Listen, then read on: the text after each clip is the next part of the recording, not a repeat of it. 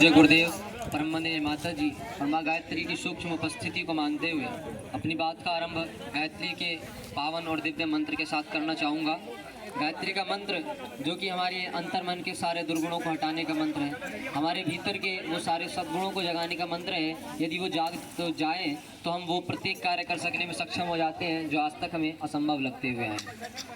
ये वो मंत्र है जो हमारे अंदर के भगवान को जगाने का मंत्र है। प्रत्येक मनुष्य के अंदर एक ईश्वर निवास करता है, भगवान निवास करता है। एक पत्थर को जब काटा छाटा जाता है तब उससे एक मूर्ति का निर्माण होता है। ऐसा नहीं है कि मूर्ति में हम कहीं बाहर से ला करके मूर्ति का प्रवेश कराते हैं।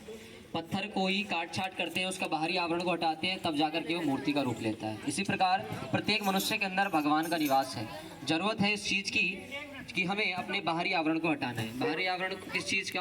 दुर्गुणों का आवरण, जो हमारे अंदर के कलुष हैं, जन्म जन्मांतरों के जो हमारे कलुष दुर्गुण हैं, उन सभी को हटाने का।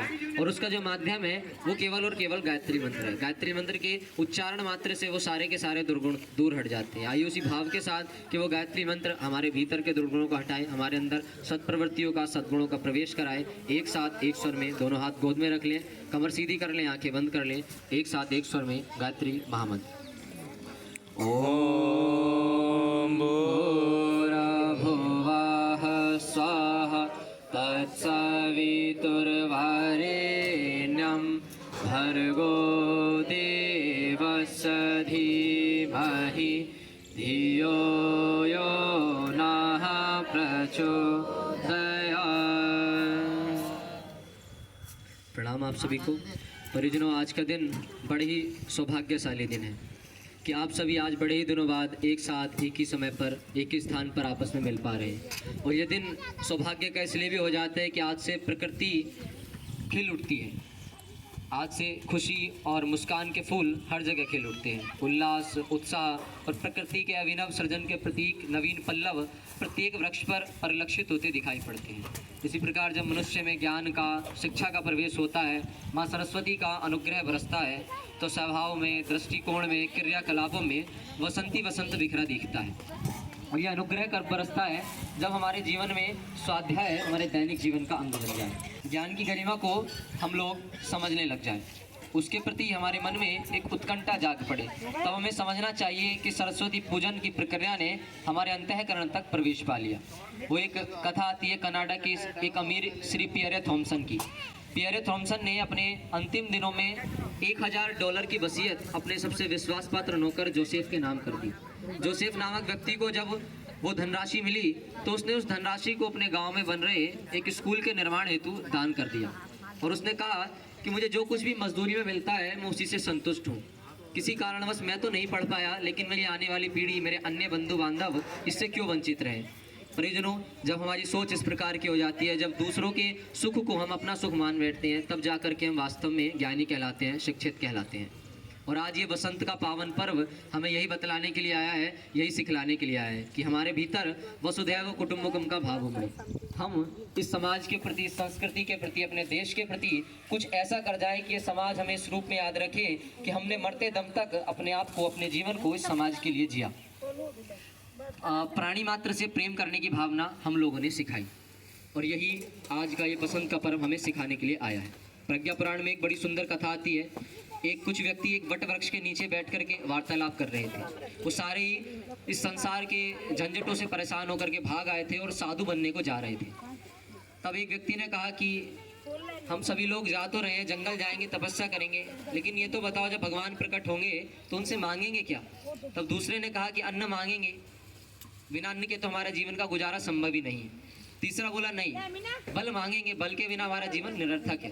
चौथे ने कहा नहीं, बुद्धि मांगेंगे, बुद्धि हर कार्य को करने से पहले उसकी आवश्यकता पड़ती है। तो पांचवे ने कहा नहीं, आत्मिक शांति मांगेंगे, जो अंतिम लक्ष्य है मनुष्य का। तब पहला वाला व्यक्ति बोला तुम सारे के सारे मूर्ख हो, क्यों ना हम स्वर्ण ही मांग ले, स्वर्ण आ जाएगा तो सारी इच्छाएं तुरंत पूरी हो जाएंगी। तब वो जो वट वृक्ष के नीचे में बैठे थे, वो वट वृक्ष ने ठहाका लगाया और जोर से बोला एक काम करो, तुम वापस घर लौट जाओ, ना तो तुमसे तपस्या हो पाएगी और ना ही तुम्हें वो बहुमूल्य वस्तुएं मिल पाएंगी जिनकी तुम चाहत रखते हो। क्योंकि यदि तुम्हारे अंदर इतना ही मनोबल होता तो तुम संसार के झंझटों से परेशान होकर के ना भागते, घबरा करके ना भागते, उनका डटकर सामना करते। अब एक काम करो, मैं बिना मांगे तुम्हें एक चीज़ देता हूँ, वो है प्रेम। प्राणी मात्र से प्रेम की भावना रखो। प्रेम का अर्थ आत्मसंयम और दूसरों की सेवा भावना समझो। तब देखो जो चीज़ चाहोगे उसको पाने की शक्ति, उसको पाने की क्षमता अपने आप आती चली जाएगी। आज की परिस्थितियाँ भी परिजनों हमारे साथ कुछ ऐसी हैं। हम लोग शांति तो चाहते हैं, हम लोग कल्याण तो चाहते हैं, हम ईश्वर को पाना चाहते हैं, गुरुदेव को पाना चाहते हैं, लेकिन छोटे छोटे झगड़ों की वजह से आपस में परिवार में लड़ झगड़ कर बैठ जाते हैं। जरा जरा सी बातों को लेकर पड़ोसी से ईर्ष्या करके बैठ जाते हैं। आज ज़रूरत है हमें प्रेम की, आज ज़रूरत है हमें सद्भाव की, सद्ज्ञान की, और उस ईर्ष्या से, क्योंकि ईर्ष्या के माध्यम से ना तो हम दूसरे का बुरा कर पाते हैं और ना ही स्वयं का भला कर पाते हैं। एक कथा आती है कि एक बूढ़े माता पिता और एक बेटा उनका था। तीनों ही भगवान के बड़े ही अनन्य भक्त थे, लेकिन दिक्कत एक थी, तीनों ही की प्रवृत्ति बड़ी ईर्ष्यालु थी। भगवान उनकी भक्ति से प्रकट हुए। भगवान ने कहा कि आप लोग वरदान मांगिए, लेकिन शर्त रखी कि तीनों एक एक ही वरदान मांग पाओगे। पहले उस बूढ़ी का औरत का नंबर आया, उसने कहा कि भगवान मुझे एक सुंदर अप्सरा बना दिया जाए। भगवान ने कहा तथास्तु, उसको अप्सरा बना दिया गया। बूढ़े का नंबर आया, बूढ़े ने कहा कि इसको चुड़ैल बना दिया जाए। भगवान ने कहा तथास्तु, उस बूढ़ी को जो अप्सरा बनी थी उसको चुड़ैल बना दिया गया। बेटे का नंबर आया, बेटे ने कहा मुझे मेरी पहली वाली माँ चाहिए। भगवान ने कहा तथास्तु, तो वो औरत पहली वाली बन गई। हमारी जीवन भी आज ऐसे ही चल रहा है। भगवान ने हमको सब कुछ दे रखा है, भगवान ने इतने सारे मौके दिए हैं, हमने भगवान से बहुत कुछ ले भी रखा है और नहीं भी ले रखा है। जिस प्रकार से उन तीनों ने एक एक वरदान भगवान से ले भी लिया और लिया भी कुछ नहीं, उसी प्रकार से आज हमारा जीवन बना है। दोस्तों, हमें भूल गए हैं कि ये मनुष्य जीवन हमें भगवान का दिया हुआ है, और इस मनुष्य जीवन से हम वो ऐसे ऐसे कार्य कर सकते हैं जिन कार्य को कर सकने के बाद हम महापुरुषों की श्रेणी में आ जाते हैं, जिन कार्य को कर सकने के बाद हम परम पूज्य गुरुदेव बन जाते हैं, स्वामी रामतीर्थ परमहंस बन जाते हैं, स्वामी विवेकानंद बन जाते हैं, महारानी लक्ष्मीबाई बन जाती हैं, अनेकों अनेक वीरांगनाएं बन जाते हैं। तो आज की ज़रूरत है, आज के समाज को ज़रूरत है, वो प्रेम की ज़रूरत है। आपसी में हम प्रेम के साथ रहें। प्रेम कब आता है? जब अहंकार चला जाता है, जब हमारे भीतर से मैं का भाव चला जाए, अहम का भाव चला जाए। एक भक्त था, भगवान से मिलने की इच्छा प्रकट हुई, बड़ी तपस्या की, भगवान के द्वार पर पहुंचा, कुंडी खटखटाई, अंदर से आवाज़ आई, कौन? भगवान बोले। उसने कहा मैं हूँ। भगवान ने कहा इस कुटिया में मैं और तू नहीं रह सकते हैं। भक्त को बड़ी निराशा हुई, वापस लौटा, 1 साल तक फिर तपस्या की, वापस भगवान के द्वार पर लौटा, कुंडी खटखटाई, अंदर से फिर से आवाज़ आई, कौन? भगवान फिर से बोले। उसने कहा तू ही तू है, मैं तो खत्म हो गया। भगवान ने कहा अंदर आ जा।